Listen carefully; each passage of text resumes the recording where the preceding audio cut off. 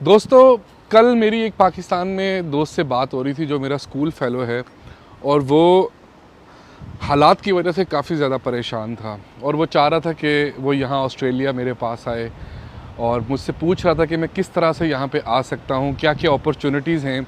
Even वो इतना ज़्यादा डिसअपॉइंट था कि वो कह रहा था कि यार अगर मैं स्टूडेंट वीज़ा पे पाकिस्तान से ऑस्ट्रेलिया आऊँ इस एज के अंदर तो ये बेहतर एक ख्याल होगा या नहीं होगा, और इसके अंदर क्या क्या अपॉर्चुनिटीज़ हैं और किस तरह से वो अपनी फैमिली को एक बेहतर यहाँ पर आकर मुस्तकबिल दे सकता है।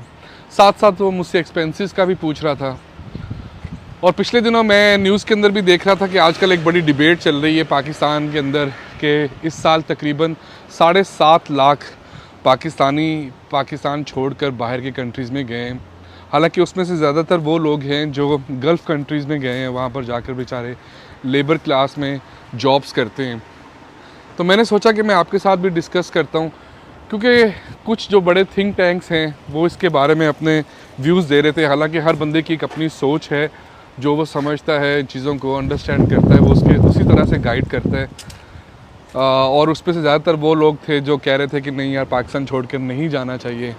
लेकिन मैं उनसे थोड़ा सा डिफ़र करता हूँ इस चीज़ से। तो मैंने सोचा मैं आपको अपने पॉइंट ऑफ व्यू दे देता हूँ, जो लोग पाकिस्तान में इस वक्त हैं। और मेरा पॉइंट ऑफ व्यू यार ये है कि अगर आपके पास अपॉर्चुनिटी है और आपके पास अगर वसाइल हैं तो आपको ज़रूर आना चाहिए। जो लोग पाकिस्तान में बैठ के ये बात कहते हैं ना कि यार हमें मुल्क छोड़कर नहीं जाना चाहिए या बाकी लोग चले गए तो हम क्यों जाएं, हमें यहाँ पे मुल्क की खिदमत करनी चाहिए, या तो वो लोग हैं जो बड़े बड़े पॉलिटिशियंस हैं, ब्यूरोक्रेट्स के बच्चे हैं, या फिर उनके बड़े बिजनेसेस हैं, या फिर वो लोग हैं जो जा नहीं सकते, जिनके पास अपॉर्चुनिटी ही नहीं है। तो वो एंड पे आके ये कहते हैं कि हमने पाकिस्तान छोड़ के नहीं जाना। अलबत्ता जो लोग जा सकते हैं वो ज़रूर जाते हैं, और आपके पास भी अगर अपॉर्चुनिटी और वसाइल हैं तो आपको एक दफ़ा इस अपॉर्चुनिटी को ज़रूर अवेल करना चाहिए। अब मैं आपको एक छोटी सी मिसाल देता हूँ कि मैं यहाँ पर तकरीबन 10 साल पहले स्टूडेंट वीज़ा पे आया था। आकर मैंने अपनी यहाँ पर एजुकेशन कंप्लीट की, उसके बाद मुझे परमानेंट रेजिडेंसी मिली।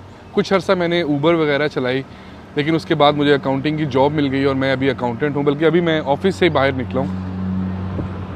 तो अगर मैं ऊबर चला रहा होता तो मैं उसके अंदर भी अच्छे पैसे कमा रहा होता, इतने अर्न कर रहा होता कि मैं यहाँ पर भी एक अच्छी लाइफ गुजार रहा होता और पाकिस्तान में भी अपनी फैमिली को अच्छे तरीके से सपोर्ट कर रहा होता। अब यहाँ पर लेट्स सपोज मैं आपको एक छोटी सी मिसाल और देता हूँ कि ये सामने जो है ना, ये टोल की कंपनी है और ये ट्रकिंग की कंपनी है, बड़ी फेमस कंपनी है ऑस्ट्रेलिया के अंदर। तो जो यहाँ पर ट्रक चलाते हैं ना, वो शायद हम लोगों से भी ज़्यादा अर्न करते हैं, बल्कि शायद नहीं, हकीकतन वो हमसे ज़्यादा अर्न करते हैं। और मैंने भी 2-3 दफ़ा सोचा है इसके बारे में।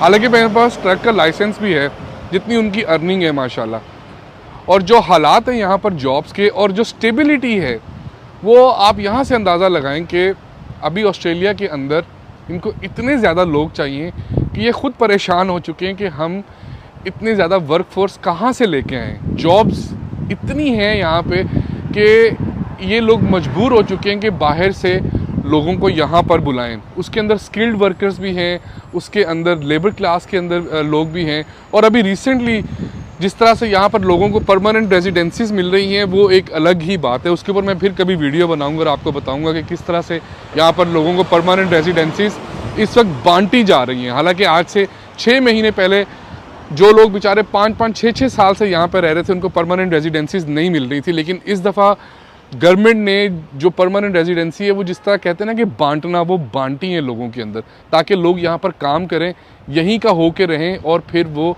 गवर्नमेंट की हेल्प करें। ये हालात हैं। कनाडा की एक छोटी सी मिसाल देता हूँ, उनको 1.5 मिलियन लोग चाहिए अगले 5 सालों में। शायद 2027 या 2028 तक उनको ये वर्क फोर्स वहाँ पर चाहिए।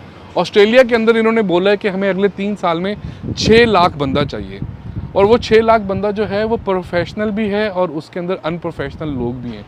तो ये जॉब्स की हालात हैं। स्टेबिलिटी की मैं बात करूं तो ये कंट्रीज़ वैसे इतने स्टेबल हैं कि यहाँ पर आपको किसी किस्म की परेशान होने की ज़रूरत ही नहीं होती, चाहे आप कोई भी जॉब कर रहे हो।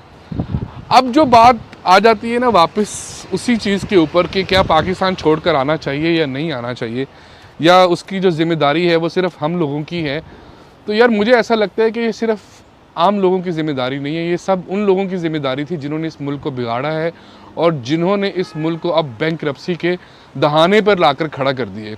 ये सब तो डुअल नेशनल हैं, इनके बच्चे भी डुअल नेशनल हैं। जब भी कोई बात होती है ये मुल्क छोड़कर चले जाते हैं, इवन अपना इलाज भी बाहर से करवाते हैं, और जो रिस्पॉन्सिबिलिटी की बात आती है वो सिर्फ हमारे कंधों पे आ जाती है। तो यार आप इस तरह से मत सोचें। आप अगर आना चाह रहे हैं या आ सकते हैं तो ज़रूर आएँ, और अगर पेरेंट्स ये चीज़ देख रहे हैं तो मैं आपको ये ज़रूर मशवरा दूंगा कि आप अपनी फैमिली में से अपने एक बच्चे को तो ज़रूर बाहर भेजें। क्योंकि मैंने यहाँ पर देखा है यार, लोग यहाँ पर आकर कमाते हैं और वो अर्न करके फिर at the end of the day हम सब पाकिस्तान ही पैसे वापस भेजते हैं, अपनी मोस्टली इन्वेस्टमेंट्स वहीं पे करते हैं। तो वो जो एक बच्चा यहाँ पर आता है ना, वो फिर अपनी पूरी फैमिली को लिफ्ट करता है ऊपर, वो पूरी फैमिली का स्टैंडर्ड जो है लाइफ का वो बेहतर करता है, ना कि अपनी फैमिली का बल्कि रिश्तेदारों का भी करते हैं। और लास्ट में मैं आपसे ये कहूँगा कि यहाँ पर आने का सिर्फ एक स्टूडेंट वीज़ा ही तरीका नहीं होता, और भी बहुत सारे तरीके होते हैं। अगर आपके पास वर्क एक्सपीरियंस है और डिग्री है तो आप स्पॉन्सरशिप लेके भी आ सकते हैं। और चलें उसके बारे में मैं आपको अपनी अगली 1-2 वीडियोस के अंदर बताऊंगा, समझाने की कोशिश करूंगा कि किस किस तरह से आ सकते हैं। But right now this is the best opportunity to go in Australia और कनाडा, और आप ज़रूर आइए। आप आएंगे तो शायद, और नहीं तो मुल्क के हालात आप जो रेमिटेंसीज हैं भेज के वो उस तरह से ही थोड़े बहुत बेहतर कर सकें, क्योंकि आजकल तो डॉलर्स ही नहीं मिल रहे ना वहाँ पे। और अगर वहाँ पे रहेंगे तो बहुत मुश्किल हालात आपके लिए रहेंगे और आपकी फैमिली के लिए भी रहेंगे। बाकी जो आपके माइंड में है, जो आप समझते हैं, इस चीज़ से इख्तलाफ करते हैं या नहीं करते हैं, वो कमेंट सेक्शन में ज़रूर बताइएगा। अपना ढेर सारा ख्याल रखिएगा। Till that, thank you so much. Peace.